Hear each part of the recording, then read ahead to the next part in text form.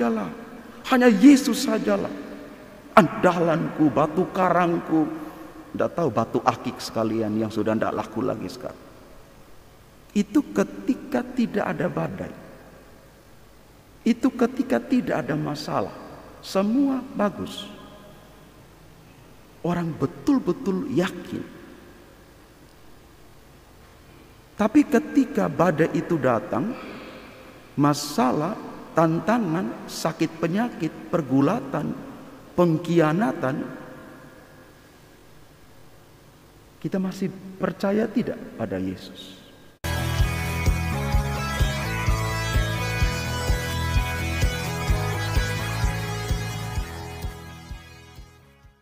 Banyak yang mengerumuni dia. Angkatan ini adalah angkatan yang jahat. Mereka menuntut suatu tanda, tetapi mereka tidak akan diberi tanda selain tanda Nabi Yunus. Sebab sebagaimana Yunus menjadi tanda bagi orang-orang Niniwe, demikian pula lah Anak Manusia akan menjadi tanda bagi angkatan ini. Demikianlah sabda Tuhan. Terpujilah Kristus.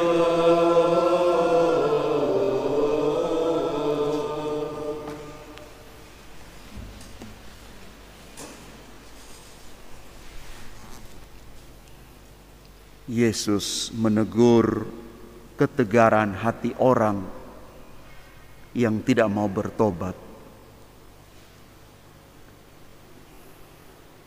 Kalau orang-orang Niniwe bertobat karena pemberitaan Yunus, justru Yesus membawa kabar yang sama, tetapi justru orang-orang tidak mengalami dan tidak mau bertobat. Ada paling kurang 3 sikap tobat yang kita perlu mohonkan tiap hari kalau kita mau mengalami yang namanya metanoia atau pertobatan sejati. Yang pertama adalah pengampunan. Pengampunan karena kita kurang percaya. Kita harus jujur pada diri kita bahwa rasa percaya kita begitu kokoh kuat ketika tidak ada badai dalam hidup. Itu kita percaya luar biasa. Aku percaya Tuhan, hanya Tuhan sajalah, hanya Yesus sajalah andalanku, batu karangku. Tidak tahu batu akik sekalian yang sudah tidak laku lagi sekarang. Itu ketika tidak ada badai, itu ketika tidak ada masalah, semua bagus. Orang betul-betul yakin. Tapi ketika badai itu datang, masalah, tantangan, sakit penyakit, pergulatan, pengkhianatan,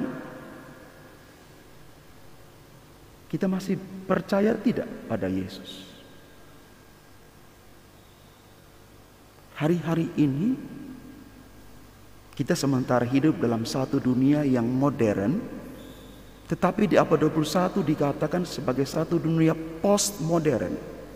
Lompatannya jauh sekali. Maka ketika kita masih bertahan dalam iman kita kepada Kristus, itu dipertanyakan. Dipertanyakan, ini beriman sungguh-sungguh atau karena beriman yang suam-suam kuku? Maka kita butuh pengampunan dari Tuhan karena rasa kurang percaya kita. Maka ketika orang mulai percaya, maka pintu rahmat Allah itu terbuka. Yang kedua, pembaharuan. Masa prapaskah itu adalah masa di mana orang mengalami yang namanya transformasi. Dan bukan hanya tunggu masa prapaskah.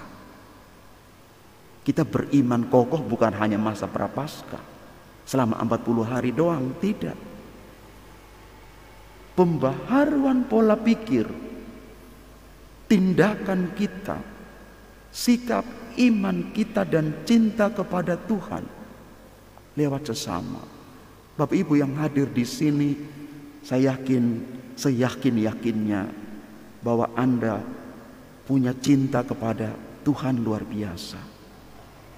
Bahkan saya sudah hafal tempat duduk Bapak Ibu saudara-saudari. Saya sudah hafal. Maka kalau yang tidak ikut misa, kadang-kadang saya japri. Kok tidak ikut misa gitu. Sudah hafal posisi di mana mereka semua. Udah tak hafal.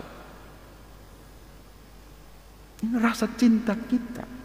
Maka kalau kita mau mengalami namanya pembaharuan, sikap utama adalah rendah hati. Kalau orang sombong tidak bisa untuk mengalami pembaharuan. Dia merasa sudah benar. Dan yang terakhir, karena belajar untuk mengalami pengampunan dan pembaharuan itu tidak mudah, gampang diomongkan, maka kita butuh tiap hari penyertaan Roh Kudus supaya kita diberikan kekuatan, kita diberikan keberanian dan ketulusan untuk membalas kasih Tuhan. Tiap hari, setiap bangun pagi, kasih Tuhan selalu baru. Itu keyakinan kita, iman kita. Tuhan, terima kasih karena aku boleh sehat pagi ini. Tuhan, terima kasih karena aku bisa membuka mata lagi pagi ini. Itu bukti penyertaan Tuhan yang paling nyata dalam hidup kita.